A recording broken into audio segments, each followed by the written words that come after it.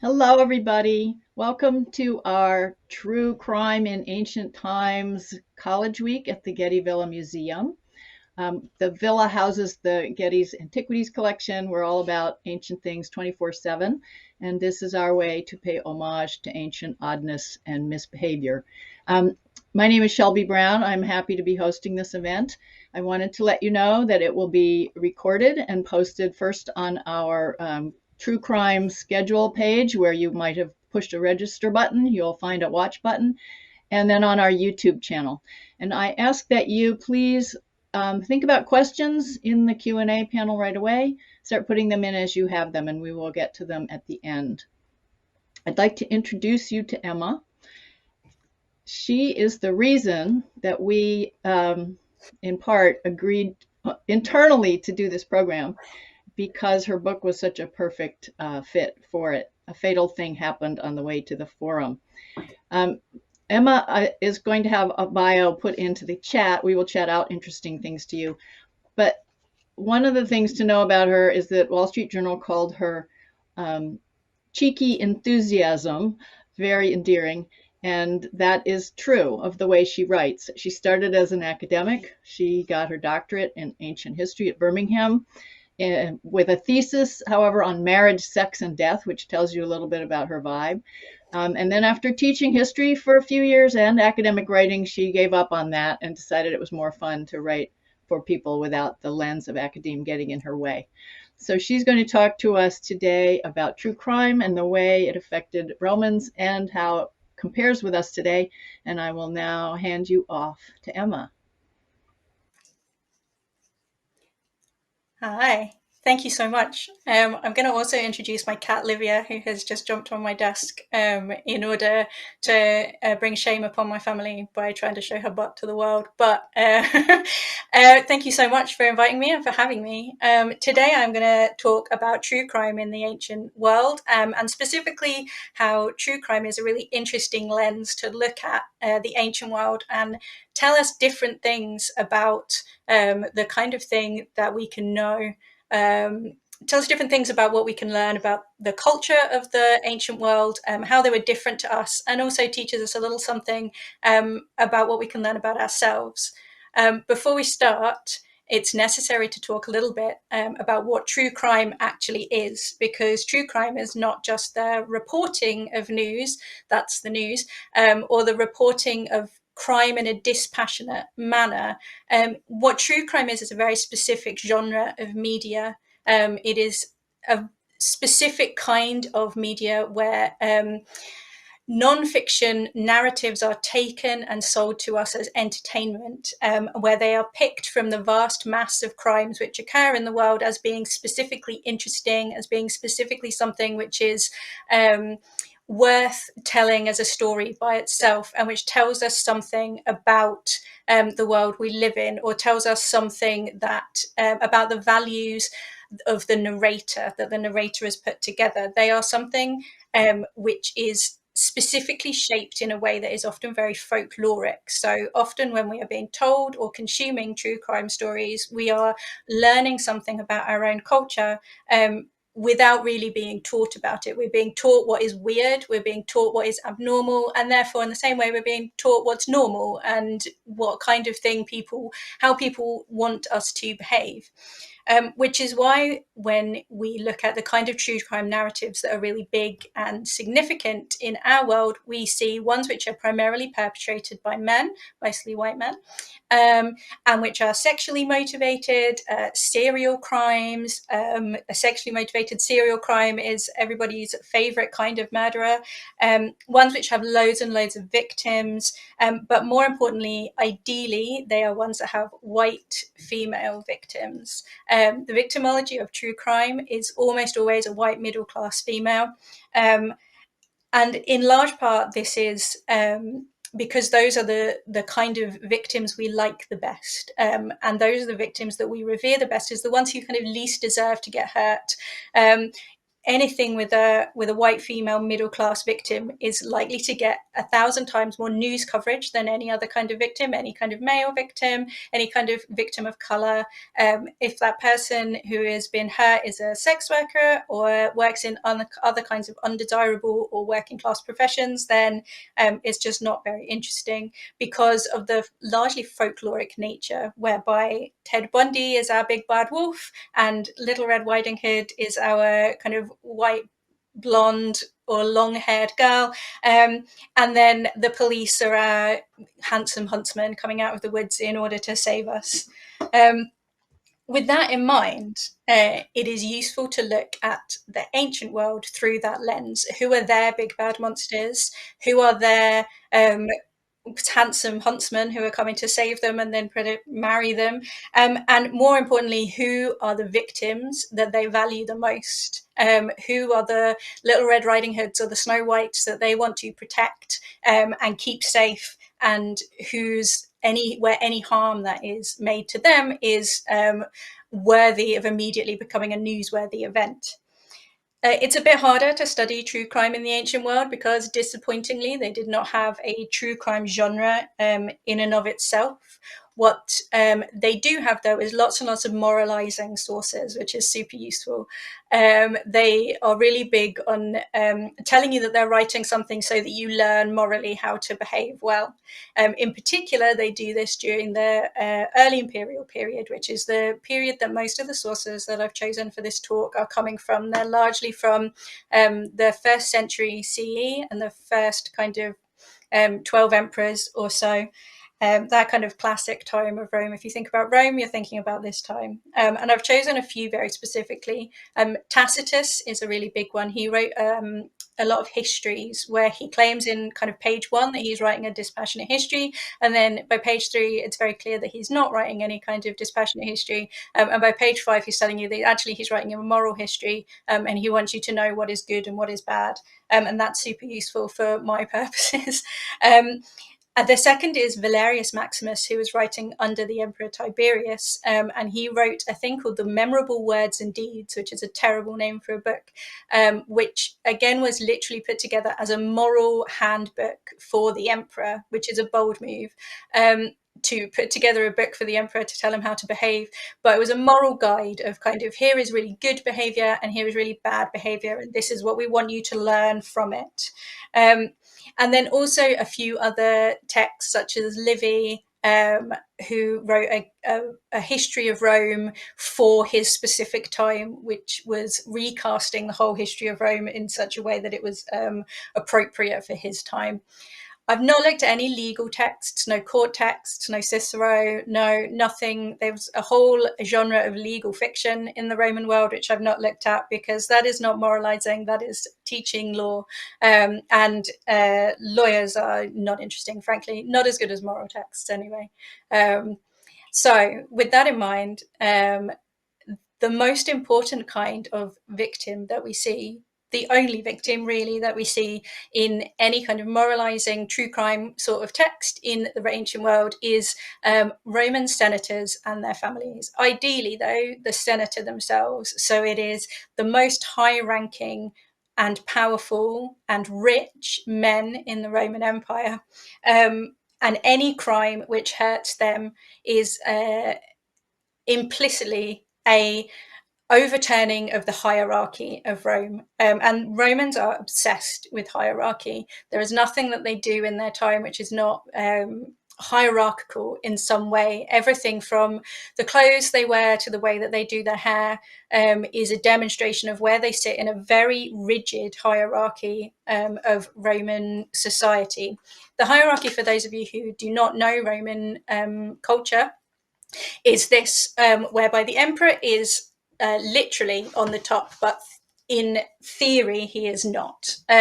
In the day-to-day parlance of the early empire in particular, they pretend that the emperor is not an emperor. He does have the absolute power of life and death over everybody, but they like to pretend that he doesn't. At the top, in the hearts of everybody, is the senators, and senator is a very official and specific rank where you get to wear special shoes, you get to wear a special outfit, you have to have a certain amount of money to be it, and everyone else is below that. So non-senatorial senatorial aristocrats, then equestrians, which is a kind of business class. It means knights or horse people, then free people, then people who used to be enslaved, and then enslaved people. And with all of that, there is men and then women, basically. Senators are all men, obviously. But anything which upends this hierarchy in any way and suggests that somebody from below is hurting someone from above them is a horrible, monstrous shock to the Romans and causes a massive stir. And if it hurts a senator, then it is big enough to get into the history books. So, what kind of crimes do they talk about? I've broken these down into themes. So, theme one is poisoning. Romans love a poisoning, and when I say they love a poisoning, they love a poisoning. Nobody ever got poisoned in the aristocratic senatorial realms of ancient Rome, where it wasn't written down by at least 100 different historians and talked about as though it was the most horrific thing that had ever occurred. The reason that they find this so horrific is that poisoning is a secret and therefore a womanly crime. They considered poison to be inherently very feminine because it was something that you could do in the background without the men knowing about it, and nobody can defend themselves against it. And they thought that was effectively very, very dishonorable. So all of the big poisoners that you see are women, senatorial women usually, hurting senatorial men. The first time that you see a poisoning is in Livy, and it happens in 331 BC, and it's a mass poisoning event, whereby a number, about 20 initially, of senatorial women are informed upon by an enslaved woman, being an upending of the social hierarchy in and of itself. This enslaved woman claims that the senatorial women are mixing poisons and poisoning people during a plague event, which is killing the leading men of the Senate, that being the worst crime. If they had just been going around killing kind of average plebeians or people on the street, then probably this would never have been noticed. They might have killed thousands, but it never would have been written down. But because they were killing senators and leading men, it became a huge crisis, really, in the Senate. They had a trial in the Senate where 20 women were dragged in and asked what they were doing, and they insisted that they were making medicines for people who were in fact suffering from the plague, to which the senator said, well, if they're medicines, then you take them yourselves. And the women asked for a little bit of a reprieve to have a chat about it. They went out, had a bit of a conversation about what they thought that they should do, a bit of a conflab, came back in, took the poison, and all immediately dropped dead. Which either meant that they did not know what they were doing or they decided to sacrifice themselves. That became a massive moral panic, and 170 women were either executed or exiled for being involved in this plot, which seems like a lot. But this kicked off, this is the kind of moral panic, the kind of women are doing things that they shouldn't be, and women are engaging with a power that they shouldn't be. They are using a masculine power of killing and in a sneaky way that they shouldn't be allowed to do, that causes massive crises in the Roman state. And that's why you see so much of it when you are looking at imperial history. My cat down there is called Livia. She's named after one of the most famous poisoners. If you've ever listened to Mike Duncan's History of Rome or watched I, Claudius or read it, then you know that Livia is remembered to be one of the great poisoners of history, in that she allegedly murdered about 6 people so that her rubbish son Tiberius could become emperor. She didn't. But the stories that are told about her are that she was sneaking around exerting feminine control. And the reason that story is told is that she's seen to have too much power in the reign of Tiberius particularly, and therefore she must be doing something suspicious. And when you see women in power, particularly in the early empire, you see them poisoning people left, right and centre, because it just freaks people out so much that they can't think of anything else that they might be doing. Hence see Agrippina murdering Nero, Livilla murdering her husband Drusus so that her boyfriend could become emperor, and so on and so forth. Anytime a woman is visible, she's usually considered to be a poisoner. It goes off once women move out of the public sphere in the later empire. Far fewer people are considered to be poisoners. The next kind that we see is treason. This is Tiberius, who is hard done by, bless him, but he is considered to be one of the worst emperors, largely because he exerts the power of the emperor in a way that senators find to be displeasing. The lie that Romans tell themselves, particularly Roman senators, constantly is that the emperor isn't really an emperor, and he's definitely not a king. He's not a monarch. He's just the guy that we chose to be the princeps, the first citizen. So he's the same as us, but he has just a bit more power. But we advise him, and we're really the most kind of powerful and the most significant people in the emperor. And when emperors did something which chipped away or undermined that little lie that they told themselves, it really upset them because it felt like they weren't top of the hierarchy. And so the reason that Tiberius particularly, and most bad emperors get this tale told about them that they are despots or tyrants, is that they execute people for things that the kind of people who wrote histories thought were not appropriate to be killing people for. So you get things like Granius Marcellus, who was a governor who, while being governor of, I forget where, I think it might have been Turkey, he placed his own statue on higher ground than that of Tiberius and his sons. And then, in order to make matters worse, he knocked the head off of a statue of Augustus. And this was considered to be so horrifying to Tiberius that he stood up in the Senate and practically stormed out because he was so disgusted in his core that somebody could place their own statue above him. Poor old Granius was exiled and had all of his stuff taken away from him for this terrible crime. Even worse was Cremutius Cordus, who is perhaps the most famous of the treason trials from Tiberius's reign, because Cremutius Cordus made the terrible, terrible mistake of praising the assassins of Julius Caesar and calling Cassius specifically the last of the Romans, thus suggesting that the killing of Julius Caesar was a good thing and that Caesar was a tyrant. Technically, Caesar and Tiberius are not related in any way, shape, or form, but due to the strange way that Julio-Claudian family works, he's kind of his adopted divine grandfather. And for this, for praising Brutus and Cassius, Cremutius Cordus was tried and then took his own life in order to avoid being executed in a considerably more horrible way. But these stories are told, and stories like this, stories of people going into the toilet with a coin of Augustus in their pocket, and stories of people selling a statue of Tiberius and being tried for it, because they're shown to be the emperor exerting a power that he does not really have, or that he should not really have. He should be respecting the senators and not treating himself or his family as though he is some kind of godlike creature who is above them. The fact that the Roman Senate spends almost all of its time during Tiberius's reign begging him to allow them to put up statues to him is apparently irrelevant, but that's just my own personal feelings about poor old Tiberius.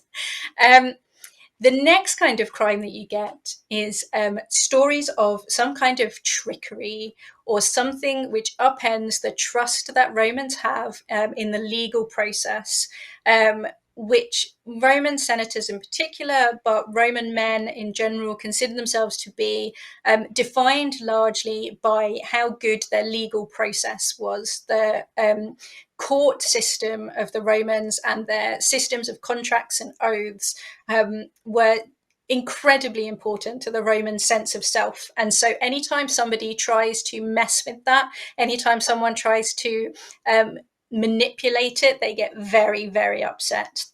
And Velius Paterculus is really good for this kind of story. So he tells the wonderful story of Gaius Titinius, whose name one day I will be able to say without laughing slightly. But Gaius Titinius set up an interesting scheme whereby he married an unchaste woman who he knew full well was not going to stay faithful to him. He married her knowing that she already, as a bachelorette, had a reputation for being fun at a party, or just a good time. He then immediately divorced her for being an unchaste woman. So, technically, under Roman law, he was entitled to keep her entire dowry. So he could have all of anything that came with her into the marriage, so money, property, land, he would be able to keep because he had been betrayed. But she fought the situation, and in court, it was decided that he had deliberately married an unchaste woman, knowing that it was basically in her nature um, to commit adultery, that she would commit adultery, and that therefore he had entered the marriage specifically to get all of her stuff. In his judgment, he gave Titianus only one sesterce, which is about $1, and she got to keep everything else. We also see C. Vasilius Varro, who engaged in a very complicated plan with his girlfriend, who was married to somebody else. So he was committing adultery. But on his deathbed, he came up with this scheme with his girlfriend that he would pretend to borrow from her 300,000 sesterces. For context, the average daily wage, like a good daily wage, was 7 sesterces a day, which is about 4 grand, 2 grandish, 2,000 sesterces a year. And so you would have to work 365 days a year for 120 years on 7 sesterces a day to make 300 grand. So it's a lot of money. He pretended to borrow it. They filled in a contract saying that he had borrowed it, and his plan was that he would die, and she would be able to claim this from his heirs. So they would have to sell his property or sell a house or something so that she could get the money. And this was going to be some kind of legacy to her that he would give her. Unfortunately, for him, he did not die. He survived and recovered to full health. And he presumably thought that he and his girlfriend would continue on as they had. But what happened instead was he discovered that his girlfriend was actually a very harsh creditor, and took his bit of paper to court and tried to demand that he pay her back money that he had never borrowed. And he was forced into the position of having to explain to a court that he had attempted to trick them and that he had attempted to defraud his heirs out of something which they also hated very much. And for this, he was severely punished. And they also had to go to an adultery court to deal with the whole situation, which was very illegal to commit adultery with a married woman. If he had been married, it would have been less bad. Finally, by far the worst kind of crime that you can commit in the Roman world, and as far as I can tell, pretty much every time that this happened to a senator or to someone of senatorial rank, it was recorded in great detail, was to be killed or injured by an enslaved person. The most famous by far of these cases, because it caused almost a full collapse of Rome, was the story of Pedanius Secundus, who was a very, very rich man, and at the time of his death was prefect of the city of Rome, which is a really important position within the government. He was killed by an enslaved person who he kept enslaved in his house.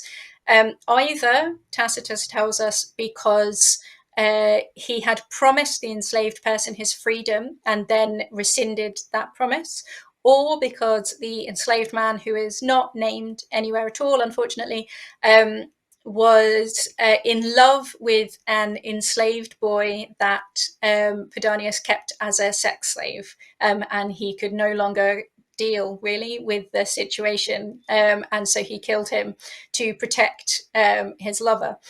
Either way, I feel like Pedanius deserved to die, But the Romans disagreed quite strongly.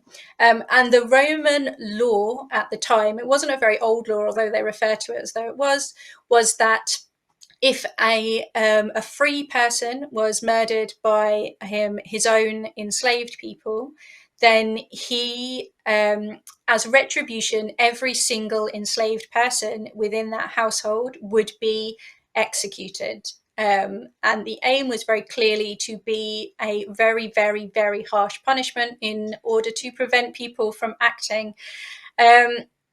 This, however, was a particularly horrific case because there were 400 men, women, and children within the household who were all taken to be executed. The people of Rome, the kind of general population, were appalled by this, and they rioted to the point of near sedition. And they were unable to carry out the executions because the rioting was so terrible. And as a result, the Senate had to take it up and have a debate about it. By far, the majority saw no problem with killing this many people, but some people did. And so they debated, and Tacitus records the speech of the majority, and says that they argued very clearly that the point of this was to kill innocent people. It was specifically to hurt innocent people, so that every single enslaved person in the Roman Empire would remain afraid all the time.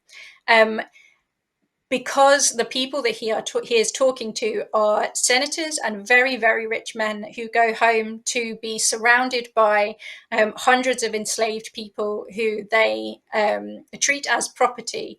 It is important. And he's saying this with, this isn't me reading between the lines. He literally says these words out loud. He says, it's for the good of the community that we kill all of these innocent people, because otherwise we can't go home and be surrounded by people who do everything for us and sleep safely. We have to make sure that they are terrified that they and everyone that they know will die immediately. And so it is a law which exists and a situation which exists very specifically to both make sure, kind of create, it is a law which exists basically to wage a kind of psychological terrorism against every enslaved person, of which there are up to 10 million in the empire, and to make sure that they are constantly terrified all the time. And to make sure that the existing hierarchy, where the enslaver holds 100% of the power over every single person, is not even slightly tilted in any direction. The interesting thing I think about this is that this is a very specifically upper class opinion, and it takes the army to eventually carry out these terrible executions because so many people who do not benefit from that hierarchical situation whereby one person claims ownership of hundreds or thousands of other people. Because they don't benefit from it, they have no vested interest in maintaining it, and therefore they attempt to protect these people.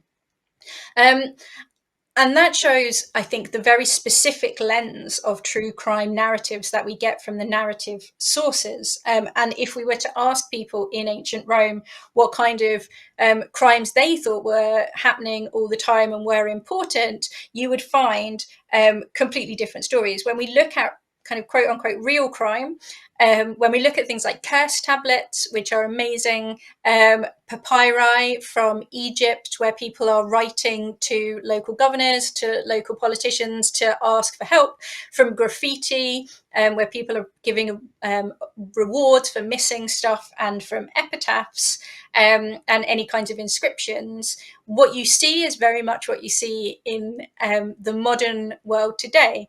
This is the kind of most recent crime stats I could find for America, which is exactly what you find when you look at ancient, the closest thing you can get to ancient crime stats anyway, which is that property crimes are by far the most common kind of crimes, by a million miles, and that the most common kind of personal crime, interpersonal crime, is aggravated assault, people punching each other. That's exactly what you find in the Roman world. And I think if you went up to a random Roman guy and said, what kind of crime worries you the most?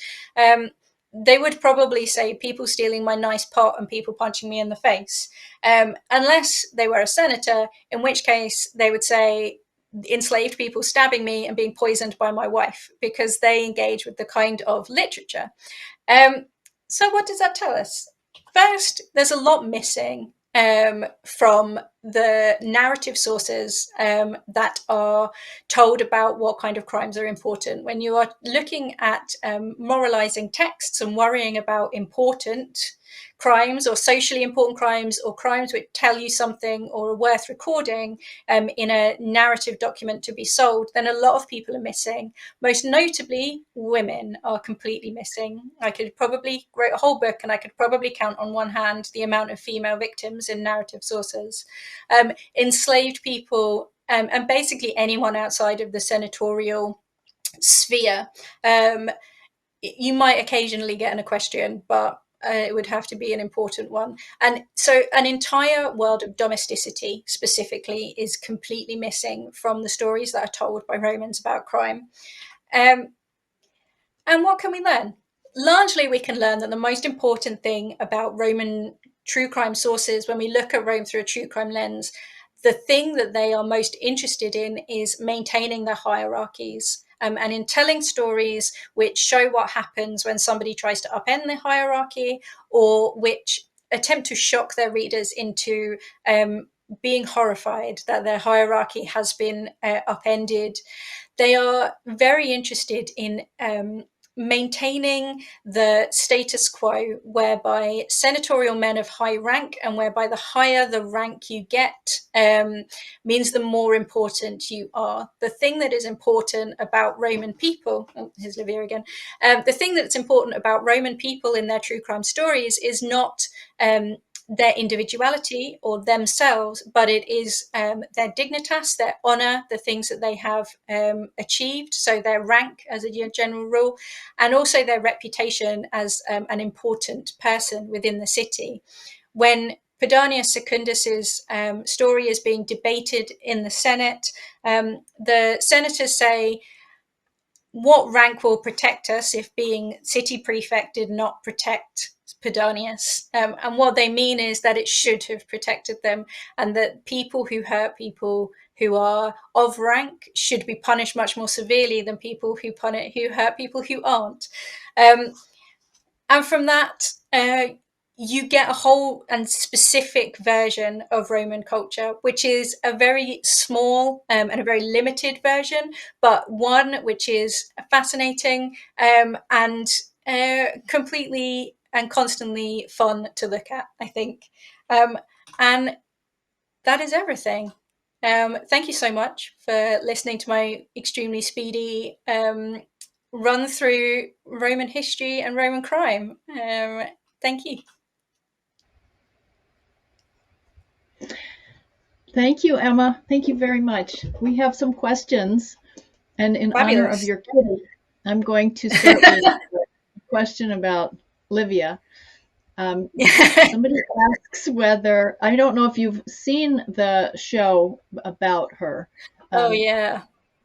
But the question would relate anyway to how Livia's power and influence is generally shown in that series and in pop culture in general, compared with the historical literature and other evidence from the ancient world.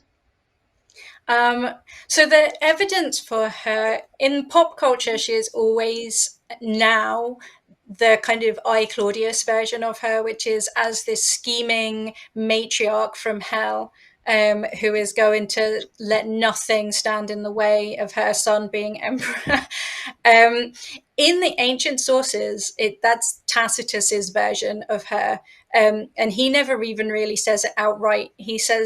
He alludes to it a lot in a kind of sneaking around it version, but and he tells stories that he puts into other people's mouths. But he specifically really hates Livia because he doesn't like women particularly very much. And when you look at other sources, so other narrative sources about her think that she's wonderful, and because she doesn't ever try to exert any kind of public power, she stays in her lane. Basically, she is she is a woman who works behind the scenes, and she has influence, and she will advise her husband and her son, but she never tries to take it for herself particularly. And she is portrayed by Augustus as the most wonderful woman who ever lived, and then she has a lot of protections that he grants her when she dies. So she is generally in the ancient sources treated pretty well, except by Tacitus, who thinks that he says that she's the worst thing that ever happened to the world. And that kind of via Robert Graves really has then become the most significant vision of her that we have now. It's a more fun vision than as a kind of good girl running businesses in the background.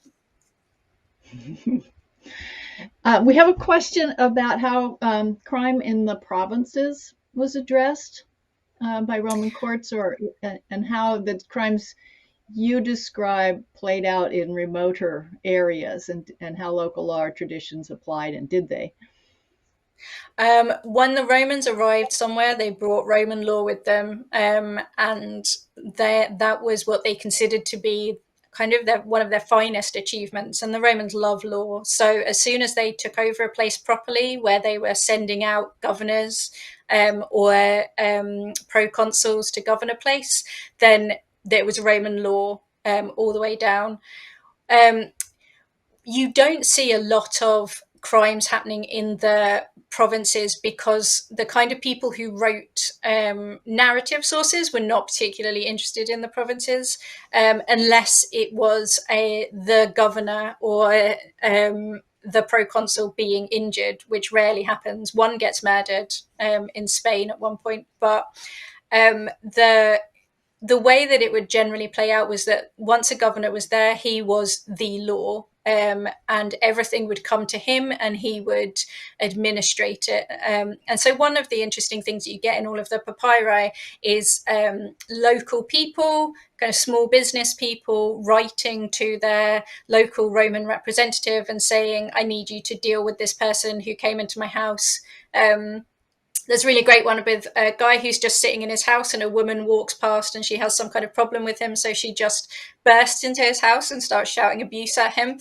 And apparently they get really in each other's faces. And he writes to the governor and says, I need you to hear this case because she keeps harassing me. And it all goes up to the governor. But when you look at true crime kind of narrative sources, history sources, those things are never as important as things which are happening to senators or things which are happening in Rome. And it takes something really spectacular to happen for it to make its way into a narrative source. There is a really good one actually, which is in my book, which happens in Smyrna, in Turkey, where a woman murders her husband and her stepson with poison, and she happily confesses to the fact that she does this, but she also says that she did it because the husband and stepson had murdered her biological son, and therefore it was a revenge killing. And this is such a problem for the Roman proconsul, that because what she's done is illegal and therefore she has to be punished, but at the same time she did it for a reason that kind of makes it legal, and you can't go around punishing Roman people for killing people in revenge. And so she's both innocent and guilty at the same time, basically. So he sends it to the Greek Acropolis in Athens, who don't know how to deal with it. So they adjourn it for 100 years and just hope that everyone's dead by the time it comes back around. But it takes something really unusual. That's really unsatisfying. It really is. It's fascinating though, because it's such an interesting case in terms of how they view killing. Like if you've got a good enough reason, then it's fine. So that's one difference with today, although it sort of applies actually. Can you think of a parallel today? Sorry, I just put you on the spot right there. um, well, I think that you will find like the idea that they killed my son, therefore I killed them. I think that if you had something play out like that, you would find a certain amount of sympathy. Mhm. Um, but within the legal system, it would be, well, you can't go around killing people. I Well, can't you think have of any fixed cleverly, examples. I bet there are. I unfairly asked that because you said you're really not dealing with law, which is very different for the most part from Yeah. tabloids. Is there another appropriate method for women to use for killing besides poison? And do we think ordinary women may have poisoned people, or is all of this mostly nonsense?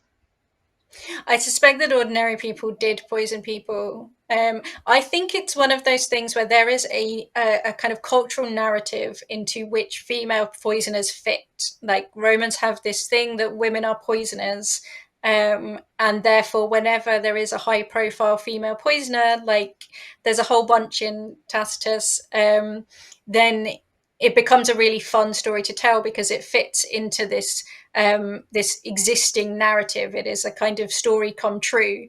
Um, and so, one of my favorites who was originally in this that I cut out is a woman called Pontia, who appears in a couple of second century satires and poems. And she appears to have murdered her two children with poison and then been quite unrepentant about it. And she appears in a bunch of jokes, basically. And it's clear that there is this. She doesn't annoyingly appear in any histories because she didn't kill any senatorial men. Um, but it's clear that there is this kind of dinner party conversation about her. Like people are talking and joking and being like, ha ha ha, I wouldn't eat anything that Pontia sent me, or her, I'd rather call Pontia a good mum than I would call you. Or he says, I'd rather call Pontia a good mum than I would call you a homosexual, which is a very Roman thing to say. And it's clear there is this kind of like it fits into this cultural narrative so that they can make jokes about it, whereas male poisoners don't fit into that narrative, so it's harder to talk about. That's just a weird aberration. And so they're not as easy to talk about, in the same way that an example I use quite a lot is talking about female domestic abuse, where the woman um, is the victim is easy. There's a cultural narrative there. You can tell that story really easily.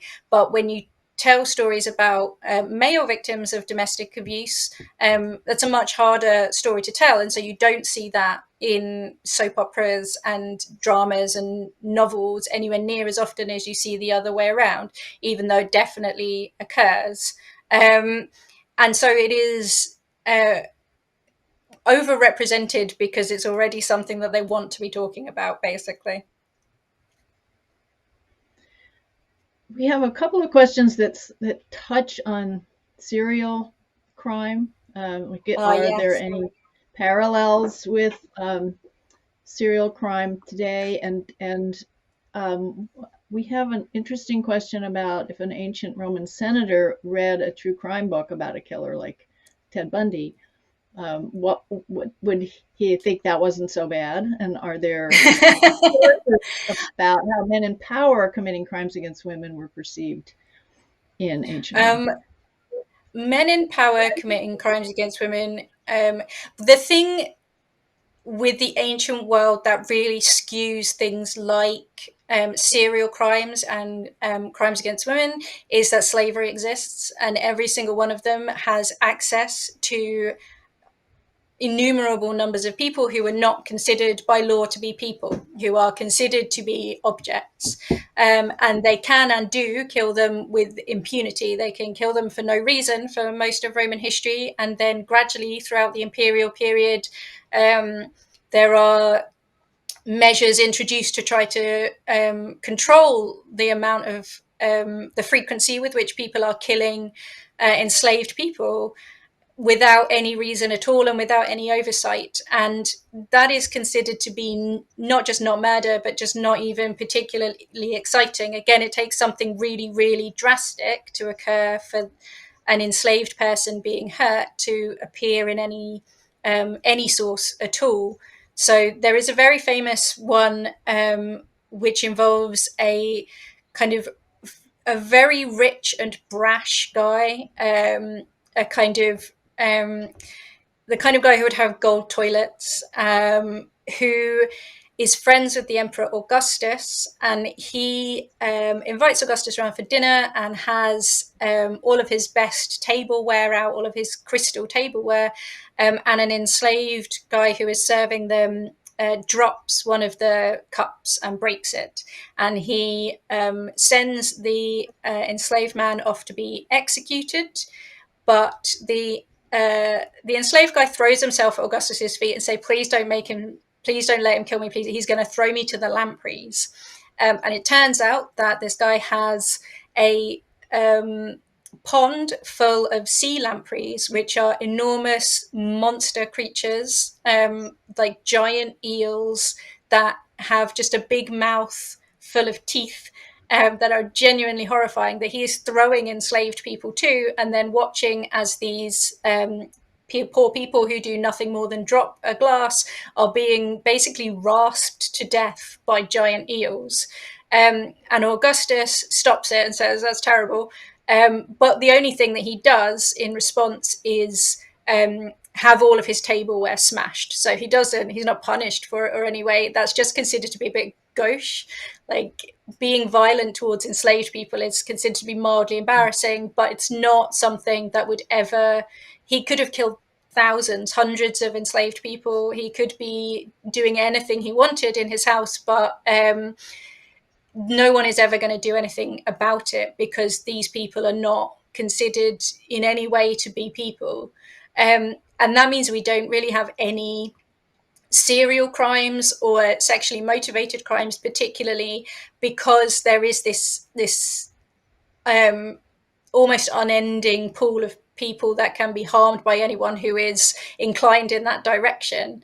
And when it comes to crimes against women, there's very, very few that appear. And again, it has to involve somebody who is at the very highest level. I found two in narrative sources, two women who were murdered. When you look at epigraphy, you see more like women who have been killed by bandits, women who have been killed by their husbands. But there's limited recourse for anything, because again, it's just not something that shocks or surprises people particularly. People often quote, there's a line in St. Augustine's memoir Confessions where he talks about his mother and all of her friends having bruises all over their face all the time because everyone's husband abuses them. And that's quoted a lot. I don't know how much you can actually kind of extrapolate that out to everybody or the whole empire for whole of time, but it is certainly, if somebody was found out to be beating women or killing slaves, everybody would be a bit like, just keep it to yourself. Like, they wouldn't cause an uproar.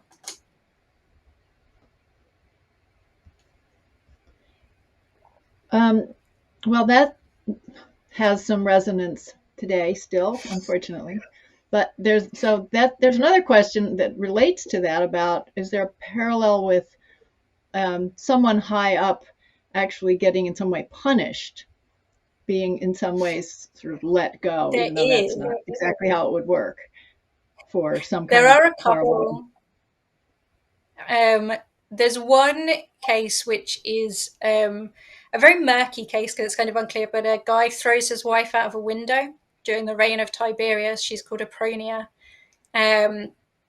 And it kind of wouldn't be mentioned and it wouldn't appear anywhere, except her father is a close personal friend of Tiberius. And he basically forces Tiberius to do something about it and marches her husband into ask what happened.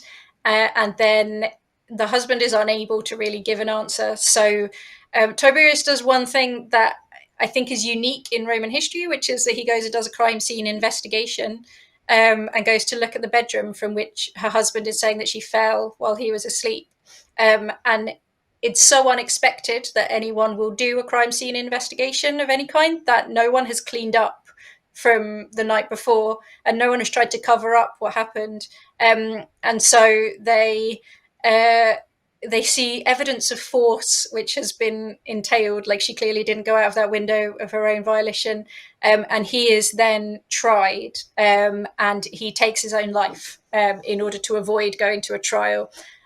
His grandmother sends him the knife that he kills himself with, which is very Roman and dramatic. But as a kind of coda to that, his first wife is then blamed for putting a curse on him, and using magic to send him mad. And she is the one who is tried, and has to go through the whole trial. But you do occasionally, it's rare though, and it really does have to involve someone at the highest possible level. And then you see just deeply weird things happen as well. So there is a case of two young men who kill their father, who is not senatorial, but he is kind of high up, equestrian kind of level. And they beat him to death during the night. And then when the body is found by enslaved people coming in the morning, they find that the body is there, and then the two boys are asleep next to it. And so they are acquitted on the basis that they would not be able to sleep if they had just killed their father. That the guilt would be too much, so there's no way they would be able to sleep, even though clearly nobody else did it.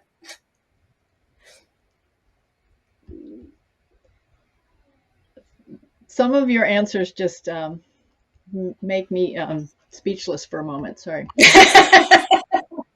It's such a strange world of crime. The more you get down into it, those logical things are my favorite ones, because you're like, well, that is just such a fundamentally different mindset. Like, my immediate thought as a consumer of true crime is like, wow, they really wore themselves out beating him to death. But their version was, no, they could never have slept next to the body if they had done it. Well, that's okay. We have a few more questions to go before the end. I apologize to those whose questions we can't get to. There are just so many, and they're so good. Could you talk just briefly about women being punished compared to the ways men were punished? Are there major differences? There's no major differences, actually. The major execution was generally being beheaded and lashes for free people, and crucifixion for unfree, or people of particularly low, people who have done something terrible. But there's no massive difference. There are sometimes, they objected to, this is very horrible, so I apologize for this one in advance. They did not like to execute virgin women, so young women were very rarely executed, and if they were raped beforehand, and you see that occasionally. But as a general rule, if you are convicted of a crime, you become something called infames, which means you are literally not a person in the eyes of the law.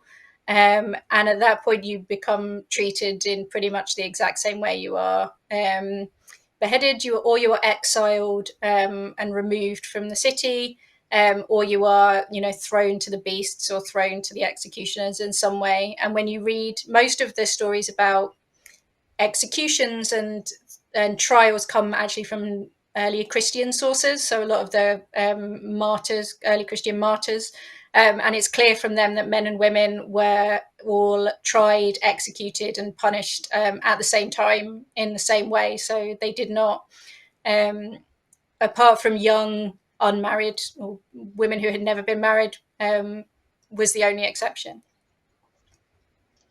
And I'm going to end on a slightly lighter note, since we've veered into some pretty grim Roman territory. That's the darkest territory by far, yeah. Of the known Roman crime series, for example, Stephen Saylor's and Lindsay Davis's,